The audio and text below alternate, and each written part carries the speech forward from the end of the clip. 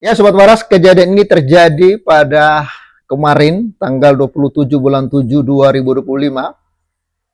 Dan ternyata di situ ada korban anak-anak, terjadi pembubaran dan pengerusakan tempat ibadah atau rumah doa oleh warga RT 3 RW 9. Saya nggak tahu ya, memang RT dan RW ini dibentuk untuk melarang orang beribadah ya?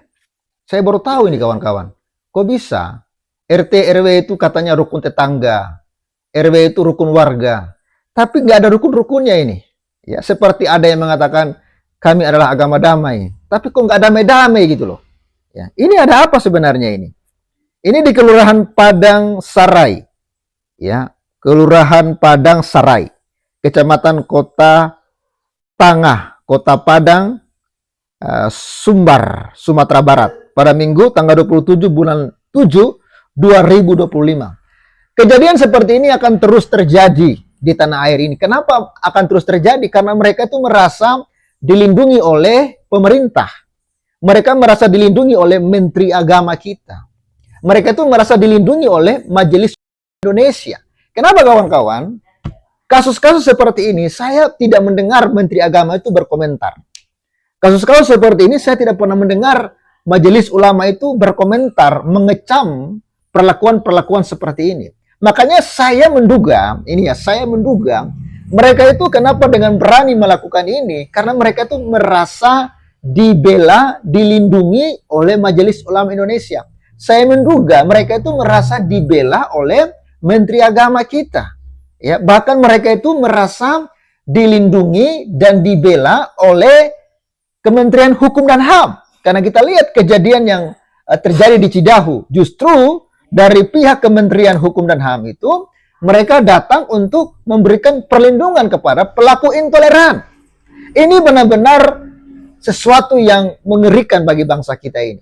Ya, makanya Indonesia ini benar-benar di ujung kehancuran. Ya, 2030 seperti apa kata Prabowo, Indonesia itu bisa bubar. Kenapa bisa bubar? Karena pelaku-pelaku intoleran ini ya merasa dilindungi, dibela. Ya kawan-kawan ya. Dan kita dalam bulan ini sudah terjadi berapa kali? Ya, di Jawa Barat saja yang viral ya itu dua tempat. Ada di Cidahu, ada di Depok. Lalu di Kalimantan Barat, ada lagi di Kalimantan Timur Tengah. Ya itu juga terjadi. Dan juga pelakunya itu kadesnya, RT-nya, RW-nya, ya kan? Lalu terjadi lagi kemarin di Padang, Sumatera Barat. Lagi-lagi pelakunya RT-nya, RW-nya. Sepertinya kawan-kawan, ya bahwa aparatur RT, rukun warga, rukun tetangga ini bukan lagi menjadi alat pemerintah untuk melindungi, mengayomi atau melaksanakan melayani rakyat. Tetapi mereka itu dipakai untuk melakukan aksi-aksi intoleran, membela ajaran setan, membela yang ternyata setan gitu loh. Karena hanya pengikut iblis ya yang melakukan hal demikian. Kalau mereka itu pengikut Tuhan, nggak mungkin dong Tuhan mengajarkan mereka intoleransi. Kalau ada Tuhan yang mengajarkan mereka intoleransi, ya berarti itu bukan Tuhan, iblis menurut saya. Ya, kalau mereka itu pengikut Nabi yang datang dari Tuhan, tidak mungkin mereka itu melakukan intoleransi. Ya kemungkinan dari Tuhan tapi dari setan. Ya, ini benar-benar mengerikan kawan-kawan. Ya, mengerikan. Ya, saya tidak tahu mereka ini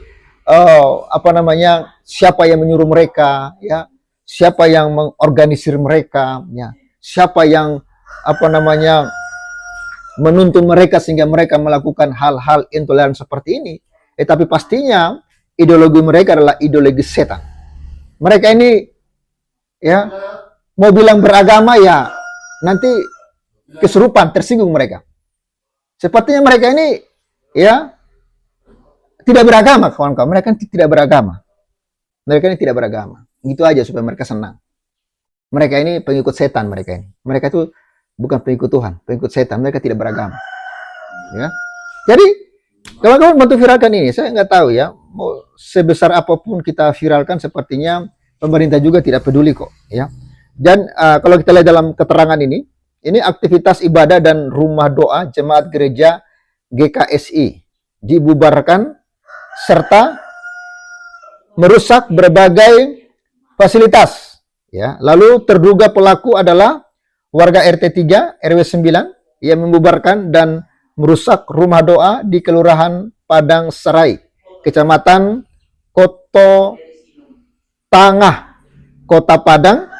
Lalu Sumbar Minggu 27 Juli 2025 sore dikabarkan 2 orang anak-anak mengalami luka-luka dan banyak fasilitas yang rusak. Bahkan banyak anak-anak trauma atas peristiwa tindakan kriminal tersebut. Ya, itu dulu deh yang dapat saya bagikan untuk kita semua. Ya, kita tetap berdoa. Ya, percayalah ada rencana Tuhan di balik semua ini. Karena Alkitab sudah mengatakan kamu akan dianiaya, kamu akan dikucilkan oleh karena namaku. Bahkan mereka akan membunuh kamu, mereka menyangka mereka berbakti kepada Allah. Sebenarnya mereka tidak mengenal Bapa maupun Anak. Jadi mereka ini tidak mengenal Tuhan. Mereka itu tidak mengenal Allah. Mereka itu hanya mengenal setan. Mereka itu hanya mengenal iblis. Makanya mereka melakukan kehendak-kehendak iblis. Yang mereka benci sebenarnya bukan orang Kristen.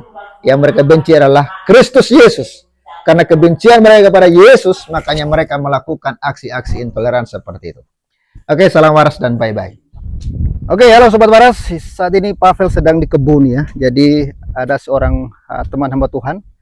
Juga dia sedang berkebun ya. Dan beliau di belakang sana.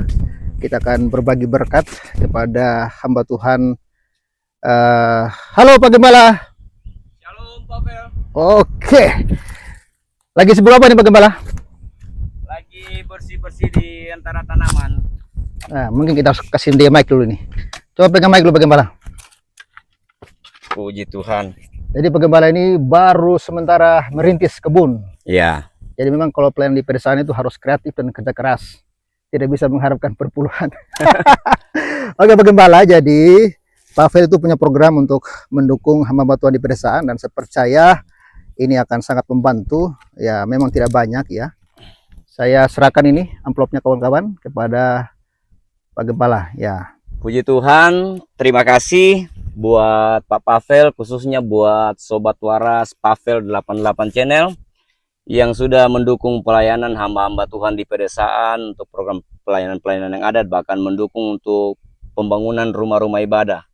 Kami percaya semua datangnya dari Tuhan dan Tuhanlah yang mengirimkan Sobat Pavel untuk membantu dan menolong pelayanan kami. Kami hanya bisa mengucapkan terima kasih. Tuhan Yesus memberkati pelayanan kita semua. Tuhan berkati Pak Gembala. Nah, jadi saya juga sebenarnya sementara pulang dari kebun. Jadi ini kawan-kawan kebunnya Pak Gembala ini. Oh, masih pemandangannya bagus ini. Wow, sudah ada bibit rica. Sudah ditanam ini. Oke, thank you semuanya. Tuhan memberkati. Salam, salam waras.